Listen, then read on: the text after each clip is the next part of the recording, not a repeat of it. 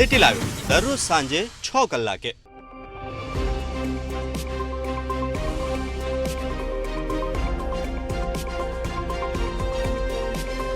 Gujarat at 7 દરરોજ સાંજે 7 કલાકે.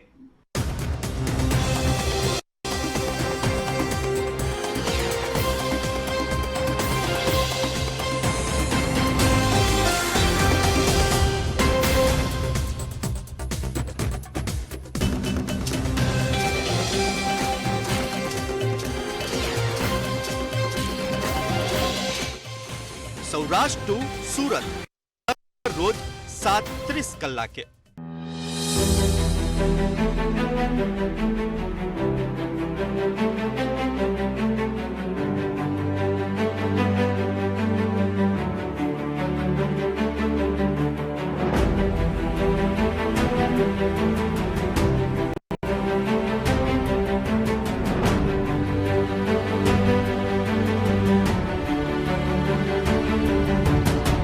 ઇન્ડિયા એટ 9 દરરોજ રાત્રે 9 કલાકે.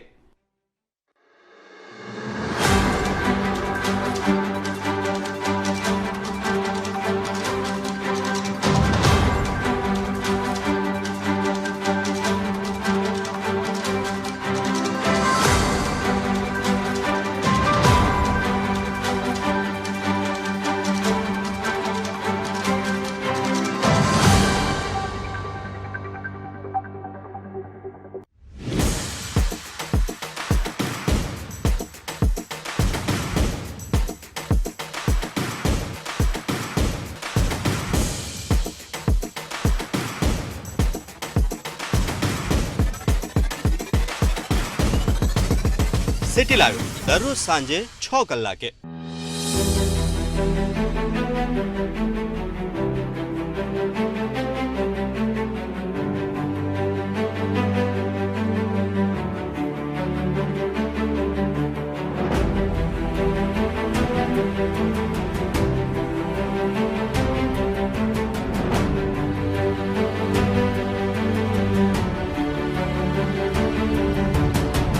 ઇન્ડિયા એટ 9 દરરોજ રાત્રે 9 કલાકે.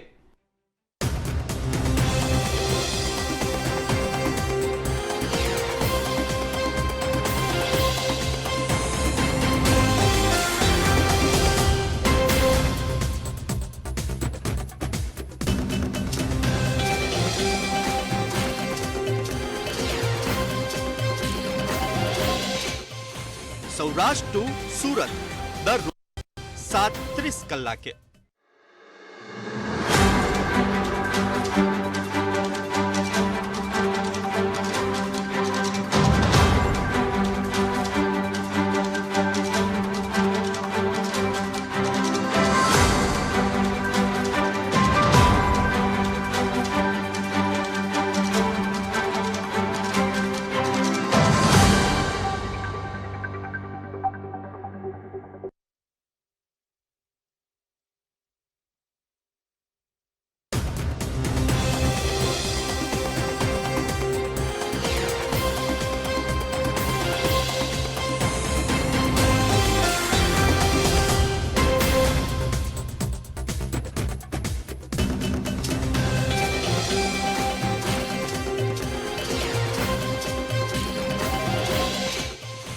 સૌરાષ્ટ્ર ટુ સુરત દરરોજ 7:30 કલાકે.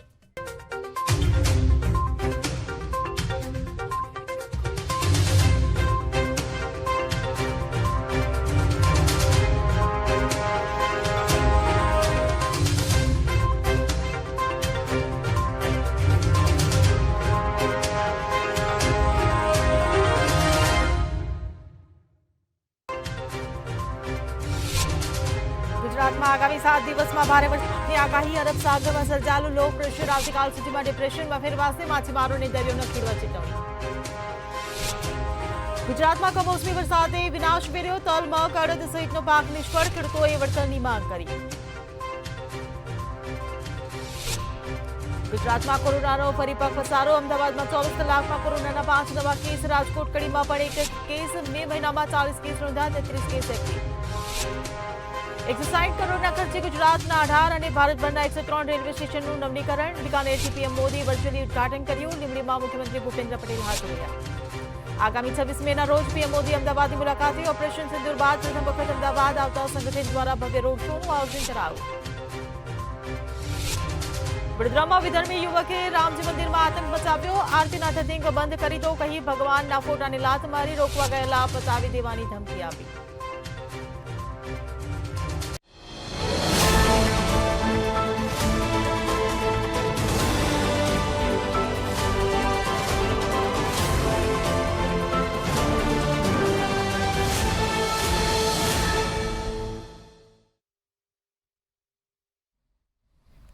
નમસ્કાર, મંતવ્ય ન્યૂઝમાં આપનું સ્વાગત છે અને હું છું આપની સાથે હીરક.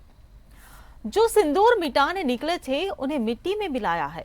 जो हिंदुस्तान का लहू बहाते थे आज कतरे कतरे का हिसाब चुकाया है. जो सोचते थे भारत चुप रहेगा आज वो घरों में डूब डूब कर पड़े हैं. जो अपने हथियारों पर घमंड करते थे आज वो मलबे के ढेर में दबे हैं. ये शोध प्रतिशोध का खेल नहीं, ये न्याय का नया स्वरूप है. ये ऑपरेशन सिंदूर है. ये सिर्फ आक्रोश नहीं है, ये समर्थ भारत का रुद्र रूप है. ये भारत का नया स्वरूप है. पहले घर में घुसकर किया था वार, अब सीधा सीने पर किया प्रहार है. आतंक का फन कुचलने की यही नीति है, यही रीति है, यही भारत है, नया भारत है. આજે વડાપ્રધાન નરેન્દ્ર મોદીએ ઓપરેશન સિંદૂર પરની આ યશગાથા સંભળાવી. રાજસ્થાનમાં કે જ્યાં તેઓ ઓપરેશન સિંદૂર બાદ પ્રથમવાર ગયા અને બિકાનેર બાંદ્રા ટ્રેનને લીલી ઝંડી આપવામાં આવી. 26,000 કરોડના અન્ય વિકાસ કાર્યોનો શિલાન્યાસ અને ઉદઘાટન પણ કરાયું. જમ્મુ કાશ્મીરના પહલગામની ક્રૂર અને આતંકવાદી હુમલાની એ ઘટનાને આજે બરાબર એક મહિનો પૂરો થયો કે જેમાં એક વિદેશી સહિત 26 ભારતીય પ્રવાસીઓ માર્યા ગયા હતા. જે બાદ હાથ ધરાયું ઓપરેશન સિંદૂર અને પાકિસ્તાનમાં 9 આતંકી ઠેકાણાને ભારતીય સેના દ્વારા ઉડાવી દેવામાં આવ્યા. જે બાદ નાપાક પાકિસ્તાન તેની નાપાક હરકતો કરતું રહ્યું, ભારત પર હુમલા કરતું રહ્યું અને તેનો જડબાતોડ જવાબ આપ્યો આપણી ભારતીય સેનાએ. ઘણા કડક નિર્ણયો ભારત સરકારે પાકિસ્તાન માટે લીધા. પાકિસ્તાન સાથે યુદ્ધ જેવી સ્થિતિ સર્જાઈ અને 3 દિવસ પછી યુદ્ધ વિરામની જાહેરાત કરાઈ. ત્યારે આજે એક મહિનો પહલગામની એ ઘટનાને થઈ ગયો, પરંતુ ઓપરેશન સિંદૂર હજી યથાવત. યુદ્ધ વિરામ થયું થોડી શરતોના આધારે. ત્યારે આજે વડાપ્રધાને સંબોધનમાં કહ્યું કે જો સિંદૂર મિટાને નિકલે થે ઉन्हें मिट्टी में मिला दिया है. એક તરફ ઓપરેશન સિંદૂરની સફળતાનું યશગાન છે તો બીજી તરફ ક્યાંક ને ક્યાંક કોંગ્રેસ દ્વારા સવાલો પણ ઉભા કરાયા છે કે ભલે આતંકી ઠેકાણાઓનો નાશ કર્યો પરંતુ હુમલાના આતંકવાદીઓ હજી ફરાર છે. એ આતંકવાદીઓ જે ખુલ્લા ફરી રહ્યા છે અને બીજી બાજુ 7 પ્રતિનિધિ મંડળો પાકિસ્તાનનો પર્દાફાશ કરવા માટે આખી દુનિયામાં જઈ રહ્યા છે તેની પર પણ સવાલો ઉભા થયા છે. ત્યારે વડાપ્રધાને કહ્યું આજે કે મોદીનું મન ઠંડુ છે, ઠંડુ રહે છે, પણ મોદીનું લોહી ગરમ છે. હવે મોદીની નસોમાં લોહી નહીં પણ ગરમ સિંદૂર વહે છે. ત્યારે લોહી નહીં ગરમ સિંદૂર પર જ કરીશું આજનો સીધો સંવાદ.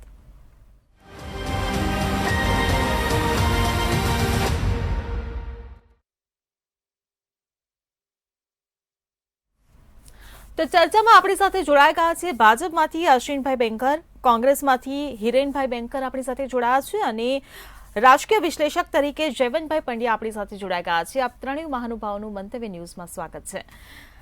ભાજપમાંથી અશ્વિનભાઈ છે આપણી સાથે. અશ્વિનભાઈ, મારો પહેલો સવાલ આપને કે આજે રાજસ્થાનમાં વડાપ્રધાન નરેન્દ્ર મોદીએ જે નિવેદન આપ્યું, ઓપરેશન સિંદૂરની જે યશગાથા સંભળાવી અને એમનું ખાસ નિવેદન કે વડાપ્રધાન નરેન્દ્ર મોદીની લોહીમાં હવે લોહી નહીં પરંતુ ગરમ સિંદૂર વહે છે. આજે જેટલા પણ નિવેદનો ઓપરેશન સિંદૂર પર આપવામાં આવ્યા એ નિવેદનોને આપ કઈ રીતે જોઈ રહ્યા છો? હિરલ, શરૂઆત જ આપે ભારતના લોકપ્રિય લોક હૃદય સમ્રાટ, સુરવીર, આતંકવાદના સંહારક એવા વડાપ્રધાન નરેન્દ્રભાઈ મોદીની બિકાનેરમાં થયેલી વીરભૂમિ પર થયેલી સભાના એક શબ્દબાણ તમે વર્ણવ્યા. શબ્દબાણ કવિતાના સ્વરૂપમાં પણ આપણે લઈ શકીએ, પરંતુ એન્કર તરીકે પણ જ્યારે તમે એ વાતને મૂકતા હતા ત્યારે તમારું ભારતીયત્વ એમાં છલકતું હતું. બસ એ જ વાત છે કે 140 કરોડની જનતા પહેલગામની અંદર 22 તારીખે હુમલો થયો ને ત્યારે એનો અનુભવ કર્યો હતો કે ભારતની 140 કરોડની જનતાની છાતીમાં એ ગોળીઓ વાગી અને ભારતની 140 કરોડની જનતાએ નક્કી કર્યું હતું અને એટલે ભારતના વડાપ્રધાન આદરણીય નરેન્દ્રભાઈ મોદીએ ચોતરફી યોજનાઓ બનાવીને પાકિસ્તાનના એ આકાઓને સબક શીખવાડવા માટે જે યોજના બનાવી એનું નામ ઓપરેશન સિંદૂર. આજે ઓપરેશન સિંદૂરના એક એક શબ્દ બાણ, મને લાગે છે કે હું તો આદરણીય નરેન્દ્રભાઈ મોદી સાહેબના 92ના એકતા યાત્રાના કાર્યક્રમમાં એમનો સાથી રહ્યો છું, અને એ એકતા યાત્રામાં જમ્મુની સભામાં જે બોલ્યા હતા ને જે ખુલ્લી છાતી આતંકવાદીઓ તમે આવો, હું આ ધ્વજ ફરકાવીને રહીશ, એ ટેમ્પરામેન્ટ ત્યાર પછી બાલાકોટ ને ત્યાર પછી આજનો પણ એ ટેમ્પરામેન્ટ આદરણીય મોદી સાહેબનો આ સભામાં દેખાયો. હું એમ કહીશ કે આ સભાની અંદર જે શબ્દો છે તમે વર્ણવ્યા છે એટલે રિપીટ નથી કરતો, પરંતુ આ દેશની નીતિ ને રીતિ છે. દેશની જનતા જાણે છે, સમગ્ર પડોશીઓ પાકિસ્તાન અને દુનિયા પણ જાણે કે ભારત આ રીતે કરવાનું છે. ભારત આતંકવાદને નેસ્ત નાબૂદ કરવા માટે નરેન્દ્ર મોદીજીના નેતૃત્વમાં સચોટ સટીક નિર્ણયો કરીને આગળ વધી રહ્યું છે, અને પાકિસ્તાનને કહ્યું છે કે તમને આતંકવાદ અને સરકાર, આતંકવાદ પરસ્ત સરકારને અમે અલગ રીતે જોતા નથી. ત્રણ શરતોથી આદરણીય નરેન્દ્રભાઈ મોદીએ લકીર ખીંચી છે કે હવે ભારતના કોઈ પણ જગ્યાએ જો આતંકવાદી હુમલો થશે તો અમે આ ત્રણ રીતે જવાબ આપીશું. સેનાને ખુલ્લી છૂટ છે, કોઈ પણ આતંકવાદી હુમલો થાય તો તમારી તરીકેથી તમારી રીતે એને જવાબ આપવો. ભારતે પહેલી વાર કહ્યું છે કે ભારત તમારી આ પેલી પરમાણુની ગીધડ ભપકીઓથી હવે ગભરાવાનું નથી.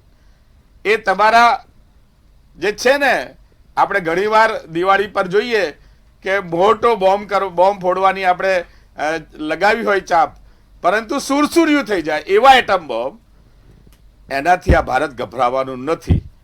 એટલે ડરનો માહોલ પેદા ના કરતા, એક બાબતનો જવાબ આપવામાં આવશે. ભારતે હંમેશા આ બાબતે એની નીતિ સ્પષ્ટ કરીને પાકિસ્તાનને કહ્યું છે કે હવે બહુ થયું, આતંકવાદથી હવે તમે મુક્ત થાઓ. આતંકવાદ અગર કરશે તો પાકિસ્તાનને ખાવાના પણ ફાફા પડશે. આ પ્રકારની વિદેશ નીતિ, આ પ્રકારની નીતિ ભારત અપનાવી રહ્યું છે અને પાકિસ્તાનને સમજવાની જરૂર છે. મારું તો એટલું પણ કહેવું છે કે દેશ અને દુનિયા આતંકવાદથી ગ્રસિત છે, ત્યારે કોઈ એક વીર પુરુષ આતંકવાદને નાથવા માટે આગળ આવ્યા છે, ને આજથી નહીં વર્ષોથી જે પ્રયાસ કરે છે, જેમની સક્ષમતા છે, જેમનું શૌર્ય છે, જેમની દીર્ઘ દ્રષ્ટિ છે, ને જેમનું નેતૃત્વ છે, ભારતનું વડાપ્રધાન પદ છે, તો એવા વ્યક્તિ જ્યારે આતંકવાદને નાથવા માટે નીકળ્યા હોય ત્યારે સમગ્ર વિશ્વએ એમને સહકાર આપવો પડે. આ સ્થિતિમાં આદરણીય નરેન્દ્રભાઈ મોદી ભારતના સમગ્ર રાષ્ટ્રમાં સિંદૂરની યાત્રાઓના માધ્યમથી જનજાગૃતિ કેળવી રહ્યા છે. જનતાના આશીર્વાદ પહેલેથી જ હતા, પણ સિંદૂરની તાકાત એ શું છે એ આજની સભામાં એમણે વર્ણવ્યું છે. મને લાગે છે કે આ શબ્દ બાણને સમગ્ર લોકોએ જોવું જોઈએ, દુનિયાના લોકોએ જોવું જોઈએ, અને એ પ્રકારે ભારતની શક્તિને, સામર્થ્યને ઓળખીને ભારતની સાથે રહી પાકિસ્તાનને જવાબ આપવો જોઈએ. जी बिल्कुल थी हिरेन भाई, હું આપને પૂછવા માંગીશ કે વડાપ્રધાન નરેન્દ્ર મોદીએ જે આજે કહ્યું કે જો સિંદૂર મિટાને નિકલે છે ઉन्हें मिट्टी में मिलाया है, ઓપરેશન સિંદૂરની એક તરફ યશગાથા છે, સારી વાત છે, પરંતુ એ વાતને નકારી ન શકાય કે પહલગામમાં જે આતંકી હુમલો થયો હતો તેના આતંકવાદીઓ હજી પણ જીવિત છે, હજી પણ ખુલ્લેઆમ ફરી રહ્યા છે. કોંગ્રેસ નેતા જયરામે આ આક્ષેપ લગાવ્યા છે, શું કહેશો? સમગ્ર ભારત વર્ષ પર જે હુમલો ફરી એક વખત થયો, જે પહેલા પઠાનકોટમાં જોવા મળ્યું અને એના પછી અત્યારે જે પહેલગામમાં બન્યું, એ ખરેખર ખૂબ જ એ ભારતની સંપૂર્ણ એકતા પર હુમલો હતો. નામ પૂછીને, ધર્મ પૂછીને, જાતિ પૂછીને આ પ્રકારની પોતાની સહુલિયત લઈને સમગ્ર ભારતને તોડવાની વાત કરવાની હોય એ પ્રકારની આતંકવાદીની બર્બરતાપૂર્વક કૃત્ય આપણે સૌએ જોયું. એની સામે સમગ્ર ભારત વર્ષ, ભારતનો તમામ નાગરિક, જાતિ, ધર્મ, જ્ઞાતિ, પ્રાંત, તમામ વસ્તુને બાજુમાં મૂકીને ભારત વર્ષને મજબૂત કરવા માટે, ભારતને મજબૂત કરવા માટે, રાષ્ટ્રના નિર્માણ માટે, રાષ્ટ્રની સિક્યોરિટી માટે, સુરક્ષા માટે એક થઈને વાત કરી કે જે પણ સરકાર નિર્ણય લેશે એની સામે આપણે ખભેથી ખભો મિલાઈને ઉભા રહીશું. અને એવું જ બન્યું. તમામ ભારતીયોના લોહીમાં જે ઉકળાટ હતો, જે એમનામાં એક કહેવાય ગુસ્સો હતો, એ ગુસ્સાને આપણે જોયો. તમામ જગ્યાએ આક્રોશ લોકોએ વ્યક્ત કર્યો કે આ પ્રકારની ઘટના ના ભૂતોના ભવિષ્યમાં થઈ હતી. એ પ્રકારની ઘટના આતંકવાદીઓ અંદરથી આવી જાય, એકદમ શાંતિથી તમને પૂછે અને પછી મારે આ પ્રકારની ઘટના બધી, ત્યારે ઘણો આક્રોશ હતો. વાત એ છે કે આ બધી ઘટના પછી શું થયું? પછી આપણે ભારતની સિક્યોરિટી પર વાત કરવાની જરૂર પડે. ભારતના બોર્ડરની અંદર આવીને આટલી શાંતિથી કોઈ વ્યક્તિ, કોઈ આતંકવાદી આવીને આ પ્રક્રિયા કરતો હોય અને પછી આપણે એની ભારતની સિક્યોરિટીની, ભારતની સુરક્ષાની, મા ભૂમિની રક્ષાની વાત ન કરીએ તો એ ખૂબ દુઃખની બાબત કહેવાય. આ માત્ર કોઈ ફોટો ઓપોર્ચ્યુનિટી કે આ ઇલેક્શન કેમ્પેનમાં મદદ થઈ જશે એ પ્રકારની વાત નથી. આ ઓપરેશન સિંધુની સફળતા આપણા સૌની સફળતા છે.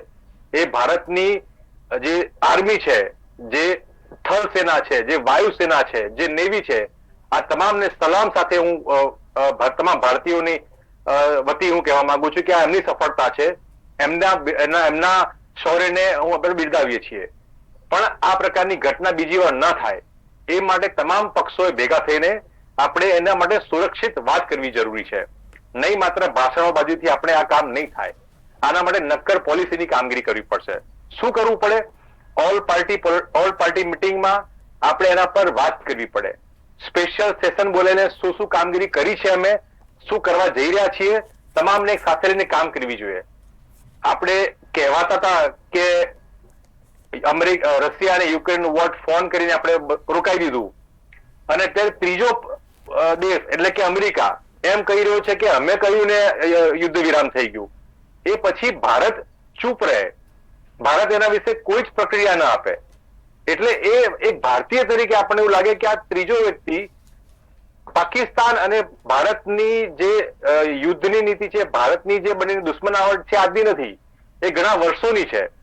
પીઓકે હોય, એ પીઓકે ની વાત એ ભારત પાકિસ્તાનની બાયલેટરલ છે, એટલે દ્વિપક્ષીય વાર્તા છે. એમાં ત્રીજો વ્યક્તિ ક્યાંય જ ન આવે. તેમ છતાં અમેરિકામાં બેઠા બેઠા જગતના તાજ તરીકે બનીને, જગત જમાદાર બનીને એમ કહેતા હોય કે મેં સીઝ ફાયર કર્યું છે અને ભારત ડિક્લેર કરીએ પહેલા ત્યાંથી સીઝ ફાયર, સાઉદીમાં બેઠા બેઠા સીઝ ફાયર અમે કરાવ્યું છે, અમે પ્રેશર કર્યું છે અને પછી સીઝ ફાયર થયું છે.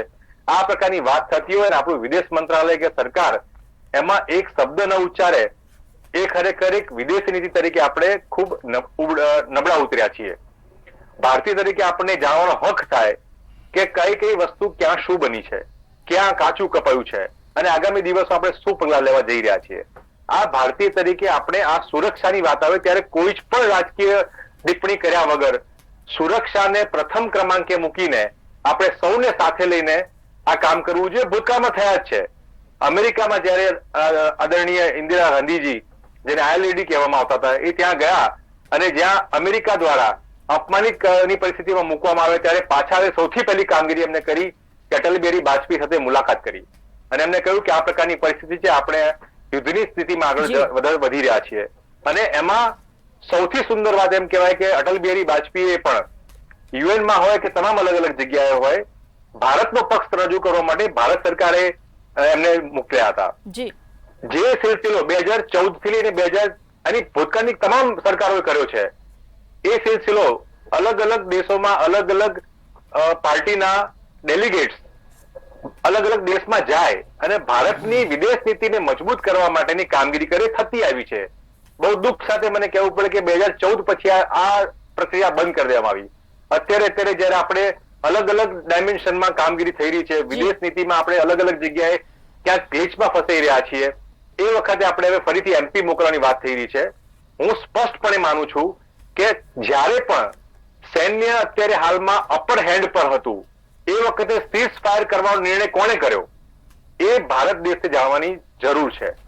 બીજો દેશ આપણા સીસ્પાની જાહેરાત એ કેવી રીતે કરી શકે? એમાં કયા ટ્રેડની વાત કરવામાં આવી છે? આ તમામ વિગતો એક ભારતીય તરીકે અને એક ભારત દેશ તરીકે હું ફરીથી કહેવા માંગુ છું, આ કોઈ ભાજપ પર હુમલો નથી, આ ભારત દેશ પર હુમલો છે. તમામ રાજકીય પક્ષ, તમામ નાગરિકો, તમામ લોકો એની સાથે ખડેથી રહીને તમામ નિર્ણયમાં એમની સાથે રહ્યા છીએ અને રહીશું. પણ જે પ્રકારની વાત અત્યારે સમગ્ર ભારત વિશ્વમાં થઈ રહી છે, માફ કરજો હિરેનભાઈ, હું આવીશ આપની પાસે. જયબેનભાઈ, મારો પ્રશ્ન આપને કે કોંગ્રેસ નેતા જયરામે જે નિવેદન આપ્યું કે સરકારની પ્રાથમિકતા આતંકવાદીઓને પકડવાની હોવી જોઈએ, સાંસદોને અન્ય દેશોમાં મોકલવાની નહીં. 7 પ્રતિનિધિ મંડળ જે વિદેશમાં પ્રવાસ ખેડી રહ્યા છે તેને લઈને આ કટાક્ષ, અને બીજી તરફ વડાપ્રધાન મોદીનું જે આ નિવેદન કે હવે મારા નસોમાં ગરમ સિંદૂર વહે છે, આ ત્રણેય બાબતોને આપ કઈ રીતે મૂલવો છો? બંને પ્રકારના નિવેદનો, આકરા પડકારા અને સામા પક્ષે અત્યંત ટીકા, આ બંને વચ્ચેનું એક સૂર સમજવાની આવશ્યકતા છે.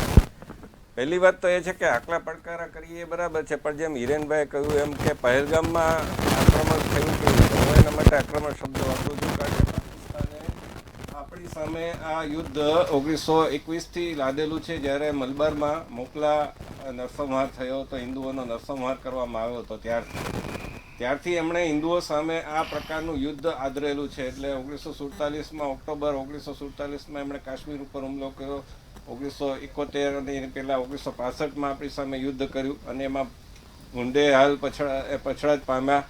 એ પછી એમણે ત્રાસવાદનું યુદ્ધ શરૂ કર્યું અને આપણે છેલ્લે 2008ના ભીષણ મુંબઈ આક્રમણને આપણને ખબર છે. એટલે આ હુમલો નથી, આક્રમણ છે. બીજી વાત કે જે 7 મે કાર્યવાહી કરવામાં આવી એ 7 મે પૂરતી જ હતી, પરંતુ પાકિસ્તાને જ્યારે સામો જવાબ આપ્યો એટલે આપણે એનો જવાબ આપ્યો અને કરાચી સહિત એના 11 કરાચી બંદરગાહ સહિત અને બીજા 11 એરબેઝને આપણે નષ્ટ કર્યા. એ પછી 10 મે સુધી કાર્યવાહી સામસામે ચાલી. એટલે આ યુદ્ધ નહોતું. કેટલીક ટર્મિનોલોજી સમજવાની આવશ્યકતા છે. એક હોય છે સ્કર્મિશ એટલે કે ઝડપ, પછી બીજું હોય છે કોન્ફ્લિક્ટ, જે ગાઝા છે એ કોન્ફ્લિક્ટ ઝોન ગણાય છે, તો એ કોન્ફ્લિક્ટ છે.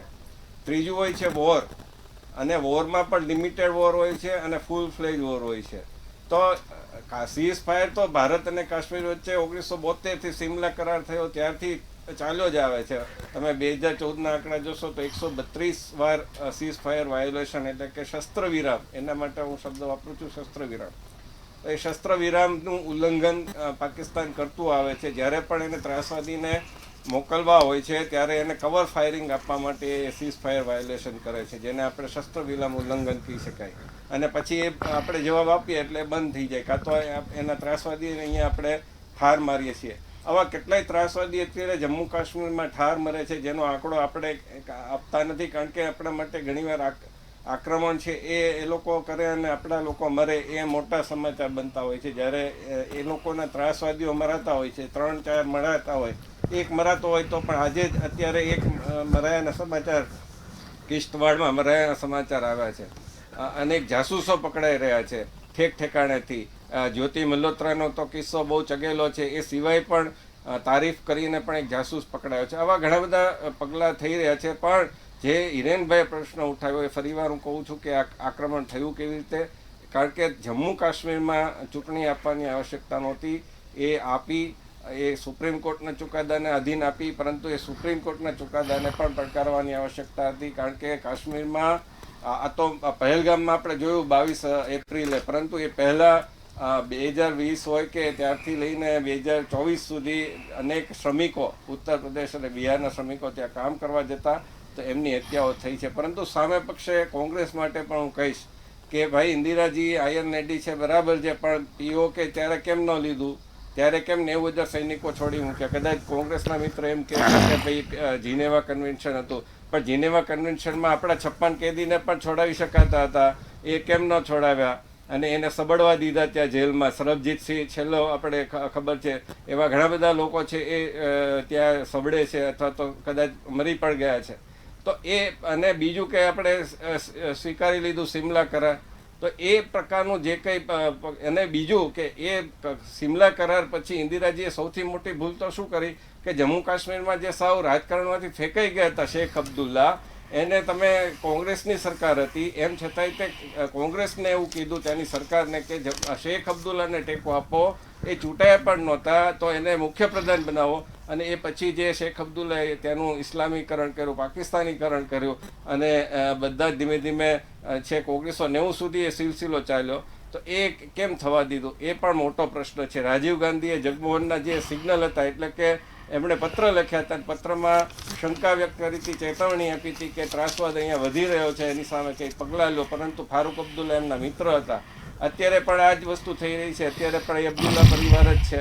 તો આ ઇતિહાસનું પુનરાવર્તન થતું આવે છે. અત્યારે ઉમર અબ્દુલ્લા આરતી ઉતારે છે એટલે કદાચ સારા લાગે બધાને, પણ એ બધાય છે રંગ બદલતા કાચિંડાથી વિશેષ કંઈ નથી. અને પોલીસ ત્યાંની છે એ પોલીસમાં પણ ઘણા બધા લોકો ભળેલા છે જે ક્યારેક ક્યારેક પકડાય પણ છે. પરંતુ એનો ઓવરઓલ તમારે સફાયો કરીને સેનાને પૂરેપૂરી શક્તિ ત્યાં આપવાની આવશ્યકતા છે, તો જ આ પ્રશ્નનો ઉકેલ. અને બીજું કે આ જે માનસિકતા છે, માનસિકતાનો તમે ઉકેલ કેવી રીતે લાવશો?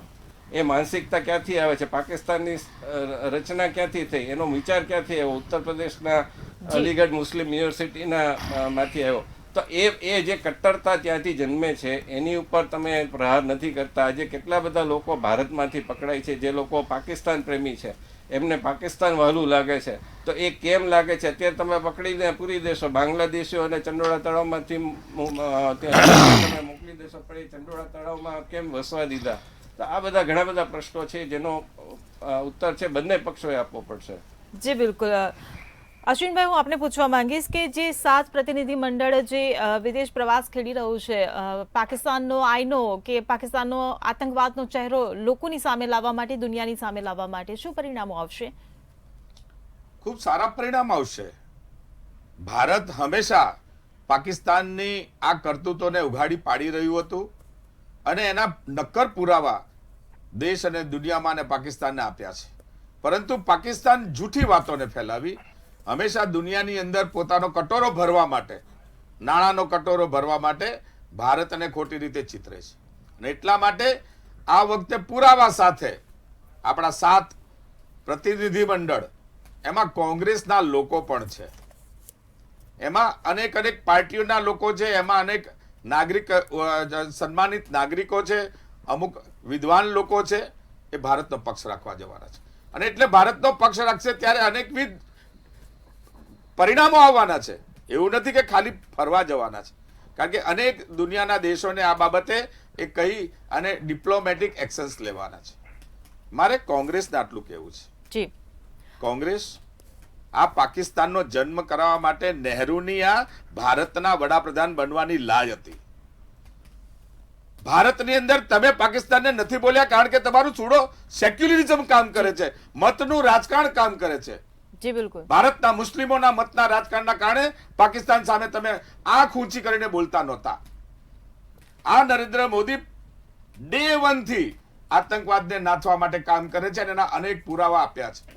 જી બિલકુલ. એમણે કહ્યું એ કરી બતાવ્યું છે. તમે ભારતમાં એમ કહો છો કે અમે સાથે છીએ, તો સામે કેમ આવો છો? સાથે હોય તો સાથે આવવાના પુરાવા આપો ને.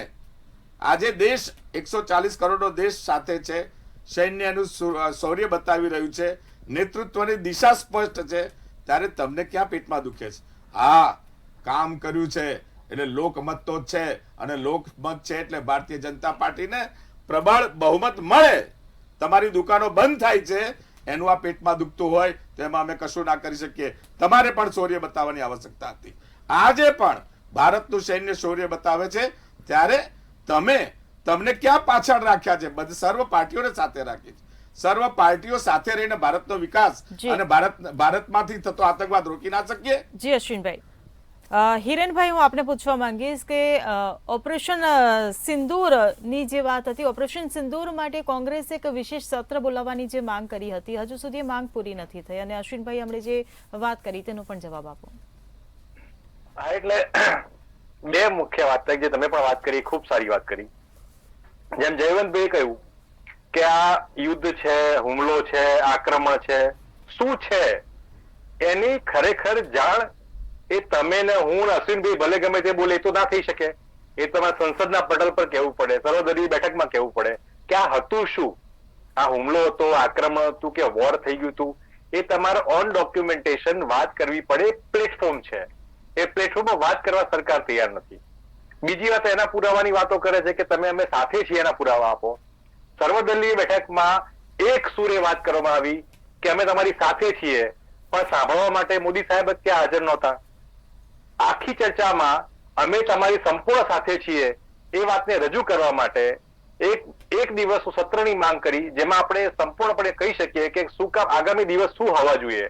તમે વિચાર કરો બેન કે જ્યાં 151 જેટલી અલગ અલગ વિદેશમાં આપણે ટ્રીપ કર્યા પછી પણ ભારત પાકિસ્તાનના આ ઘટનામાં એક પણ વ્યક્તિ, એક પણ દેશ આપણી સામે આવીને જોડીને આવીને ન ઉભો રહી શક્યો. આ ખરેખર આપણી વિદેશ નીતિની ફેલ્યુઅર રહ્યું છે. આ બધી હોવા છતાં ભારતીય, હું હજુ ફરીથી કહું છું, આ ભાજપ પર હુમલો નથી, એની નીતિ બહાર આવી જાય. આ ભારત પર હુમલો છે. આ ભૂતકાળમાં આ બધા ઘણા બધા થયા છે ને જે ભારતની વાતો કરે છે. અત્યારે હું ફરીથી કહું છું, રાજનીતિ કરવાનો સમય નથી. કોણે ત્યાં જેમના સાથે સરકાર બનાવી હતી ને કોણ ટુ નેશન થિયરી કોણ લાવ્યું હતું, આરએસએસ કોણ હતું, એ બધી કરવાની વાત નથી અત્યારે બેન.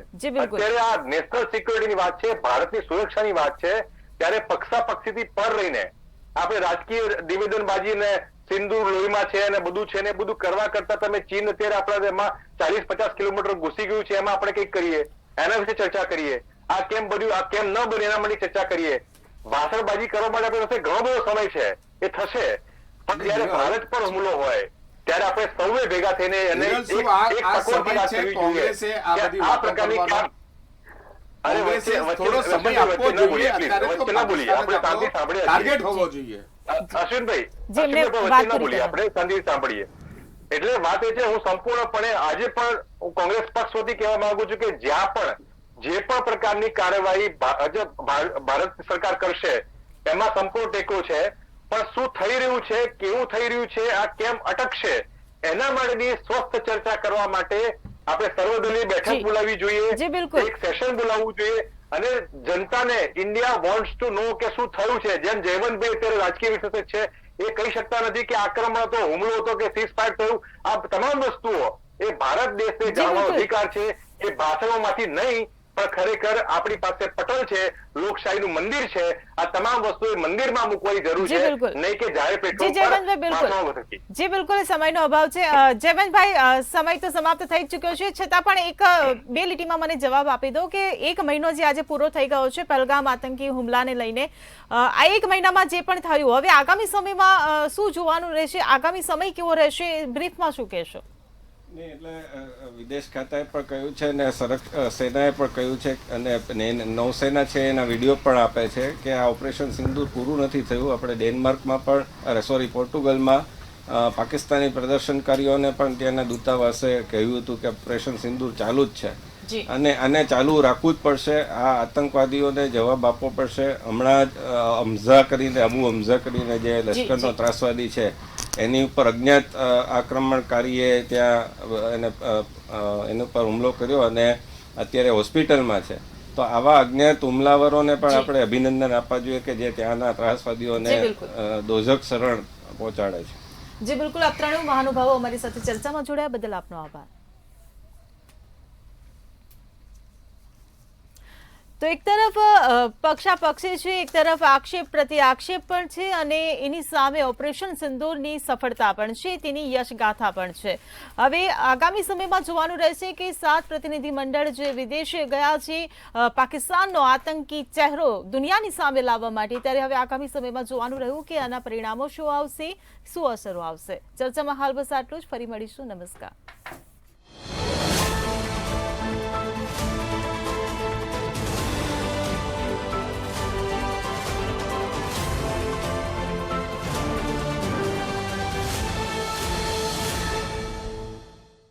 ઊંચી ગુણવત્તા ધરાવતા બિયારણ એટલે વેસ્ટર્ન સીડ્સ. મગફળીમાં વેસ્ટર્ન 20, વેસ્ટર્ન 51, વેસ્ટર્ન 44, વેસ્ટર્ન અંબર અને વેસ્ટર્ન વરદાન. મગમાં વેસ્ટર્ન મહાવીર, વેસ્ટર્ન પ્રોટો. તલમાં વેસ્ટર્ન 11, વેસ્ટર્ન સમર્થ, વેસ્ટર્ન બ્લેક. બાજરી બિયારણ M45, સમૃદ્ધિનું એક જ નામ. વાવો વેસ્ટર્ન બીજ તમામ. जिसको पीते ही ऐसा लगता है जैसे जन्नत, जिंदगी, sublime, fresh, awesome, संतुलित, बहुत मस्त है यार, बहुत मस्त है. Can I have one more? Amul मस्ती बटरमिल्क, देसी रिफ्रेशर।